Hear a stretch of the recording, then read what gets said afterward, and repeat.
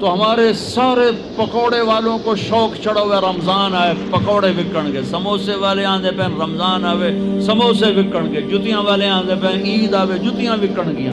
وہ کسی کو یہ شوق ہی نہیں کہ بخشش ہوگی، اللہ راضی ہوگا، جنت ملے گی، اللہ کی محبت میں بھوک لگے گی، اللہ کے عشق میں پیاس لگے گی۔ وہ بھوک اور پیاس کی جو تڑپ اور کسک ہے، پھر ہم ہاتھ اٹھا کے اللہ سے مانگیں گے، ہم کہیں گے یا اللہ، تو عرش کے دروازوں تک میری پکار جائے گی، ساتوں آسمان میری پکار سے گونج اٹھیں گے۔ مجھے یقین ہے کہ میرا اللہ کہتا ہے، میرا نبی فرماتے ہیں کہ اللہ رمضان میں سارے آسمان کے فرشتوں سے فرماتا ہے روزے رکھنے والوں کی دعا پر آمین کہو۔ عرش کے فرشتوں سے اللہ فرماتا ہے میری تسبیح چھوڑ دو، رمضان کے روزے رکھنے والوں کی دعا پر آمین کہو، آمین کہو۔ عرش فرش میں گونج اٹھتی ہیں میری دعائیں، میری صدائیں، میرے نوحے، میرے گریے ہلا دیتے ہیں۔ اگر بھوک پیاس میں مزے آ رہے ہوں کہ واہ یا اللہ تو نے کہا تھا نا، دیکھ میں بھوک سے بیٹھا ہوں۔ اس لیے افطار کے وقت دعا کیوں قبول ہے؟ افطار کے وقت کھانا سامنے ہے، پانی سامنے ہے، اور آواز کان لگے ہوئے ہیں سائرن کی آواز پر، تو اللہ کہتا ہے یہ فرشتہ، یہ میرے بندے، کھانا بھی سامنے ہے، پانی بھی سامنے، یہ کیوں نہیں کھا رہے، یہ کیوں نہیں پی رہے؟ بولو یا اللہ تیری محبت، میری محبت، چلو تم گواہ رہو، میں نے معافی، چل میرا بندہ مانگ، کھانے سے پہلے مانگ۔ وہ وقت مانگنے کا ہوتا ہے، پکوڑے کھانے کا نہیں ہوتا، سموسے دکھانے کا نہیں ہوتا۔ سموسے، پکوڑے، کچوریاں، سیون اپ، جام شیری، روح افزا، 500 چیزاں تو اندر پا لیندے ہو، سارے روزے دی تباہی پھیر کے رکھ دیتے۔ ایک مہینے کے لیے اوور آلنگ ہے، ٹیوننگ ہے، ٹیوننگ، تھوڑا کھاؤ تھوڑا کھاؤ تھوڑا کھاؤ، ٹھنڈے شربت مت پیو، ٹھنڈے شربت مت پیو افطاری کے وقت، بعد میں پینا تو پی لو، این افطاری کے وقت اپنے اوپر ظلم مت کرو۔ سارے دن کا انجن گرم ہے، ایک دم اس کے اوپر برف پھینک دو، تھوڑی دیر صبر کر کے سادہ پانی پی لو، نماز پڑھ لو، پی لو، جام شیری پیو، سیون اپ پیو، جو مرضی پیو، ٹھنڈا پیو، گرم پیو، جو مرضی پیو، لیکن این روزے کے وقت بچو تلی ہوئی چیزوں سے، کراری چیزوں سے، مسالے دار چیزوں سے، ثقیل چیزوں سے بچو، ہلکا پھلکا رکھو پیٹ کو، ہلکا پھلکا، تاکہ روزے کا مقصد حاصل ہو کہ جسم پاک ہو، خلاصتوں سے، گندگیوں سے پاک ہو، صاف ہو۔ ہاں، اور اپنے دل کو بھی صاف۔ رمضان میں سب کی بخشش ہو جاتی، سب کی، 4 نہیں بخشے جاتے، 4 آدمی نہیں بخشے جاتے، 4 قسم کے مرد عورت، سب کی بخشش ہو جاتی، سب کی، 4۔ اللہ تعالی ہماری حفاظت فرمائے۔ کسی بھائی میں یہ عیب ہے، ابھی سن کے توبہ کر لینا، شراب پینے والا، مستقل شراب پینے والا، رمضان میں بخشش، ماں باپ کا نافرمان، ماں باپ کا نافرمان، بخشش۔ ماں باپ کے نافرمان کے لیے تو میرے نبی نے کہا کہ اللہ ہر گناہ کی سزا موت کے بعد دے گا۔ ماں باپ کے نافرمان کو یہیں سے شروع کرے گا اور آگے تک لے کے جائے گا، یہاں بھی سزا دے گا اور آگے بھی سزا دے گا۔ صرف ایک گناہ دنیا میں ایسا ہے، کفر شرک کی سزا بھی موت کے بعد، زنا شراب جوے کی سزا سود کی موت کے بعد ہے۔ ایک گناہ ماں باپ کی دل آزاری، دل دکھانا، اللہ یہاں سے یہ سزا شروع کرتا ہے اور آخر تک پہ چلاتا ہے اس کو۔ میرے نبی سے پوچھا گیا یا رسول اللہ قیامت کب آئے گی؟ آپ نے کہا اللہ کو پتہ ہے۔ کہ کوئی نشانی بتائیں؟ کہ جب ماؤں کو ذلیل کیا جائے گا قیامت آ جائے گا۔ ماں باپ کا نافرمان۔ تیسرا کون ہے؟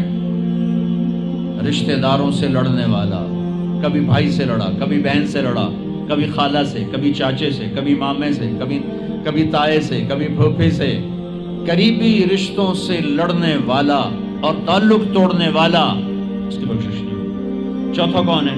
کینہ رکھنے والا، کینہ، شحن، ایک ہوتا ہے بغض، ایک ہوتا ہے کینہ، شحن، بغض، شحن۔ بغض کیا ہے؟ بغض کیا ہے؟ کہ مجھے انصر بھائی سے نفرت ہے، یہ بغض۔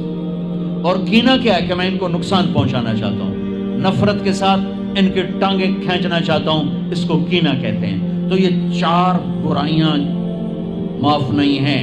ہاں کوئی توبہ کرے تو سب معاف ہوگا، سب معاف ہوگا، سب معاف ہوگا.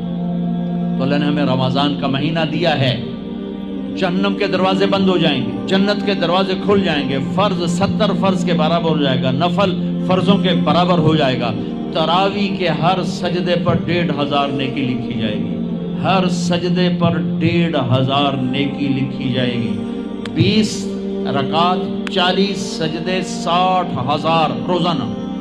یہ تمہارے کلب پٹھا جا نہ ہے کی نہ ہے میں نے حالی تھی نہیں سر لگی ہے جب تھی یہاں دیکھیے. چلو جڑا بھی نہ ہے ٹھیک. یہ بہت بڑا کلب مجھے نظر آیا. یہ یہاں باہر ایک چھوٹا سا پرچہ لگا دیں کہ جو یہاں آ کے تراویح پڑھے گا ہر سجدے پر اس کو 150 روپیہ دے. 150 چھوٹو 15 روپے دیے جائیں. ہر سجدے پہ 15 روپے دیا. ایتھے ویکھا جی لڑائیاں کیویں ہوندیاں. اے سارے پوترے دادیاں نو چاہتے لے آون گے، دوترے نانیاں نو چاہتے نانی ٹر اج تراویح تینوں پڑھاون. دادے نانیاں نو پوچھدا کوئی نہیں، انہاں دی عید ہو جاونی. تسی تے اعلان کر کے لکھ دیو بھئی جڑا ایتھے آوے گا انہوں اسی فی سجدہ 15 روپے دیواں گے. ایتھے پھر چھوٹے ویکھا جے کیویں چلدے. او میرے نبی، میرے محبوب، میرے پیارے اور میرے اللہ کے پیارے دلارے راج دلارے، وہ کہہ رہے ہیں وہ میری امت 1 گھنٹہ لگا لو، 1 گھنٹہ 40 سجدے، ہر سجدے پہ 1500 نیکی، 60,000 نیکیاں. اور ہر سجدے پر جنت میں ایک سرخ یاقوت کا محل، اور ہر سجدے پر جنت میں ایک درخت جس کے نیچے 100 سال گھوڑا دوڑ سکتا ہے. اتنے تھوڑے وقت میں اتنی کمائی. اب 8 تراویح پڑھ کے آدھی مسجد خالی جا رہے. کتنے جا رہے ہو؟ کی کرن جا رہے ہو؟ کوئی کام نہیں. 8 پڑھ کے جوتا اٹھا کے جا رہے ہیں. اے بھائی پڑھ دو، سال کے بعد آیا ہے موقع اللہ سے لینے کا. اور ہر سجدے پر یہ کچھ اللہ دے رہا ہے. اور پھر جب آخری رات ہوتی تو اللہ فرماتے ہیں میرے فرشتوں، میرے بندوں کی رات کی تراویح اور دن کا روزہ، اس کے بدلے میں نے ان کے پچھلے سارے گناہ معاف کر دیے. اور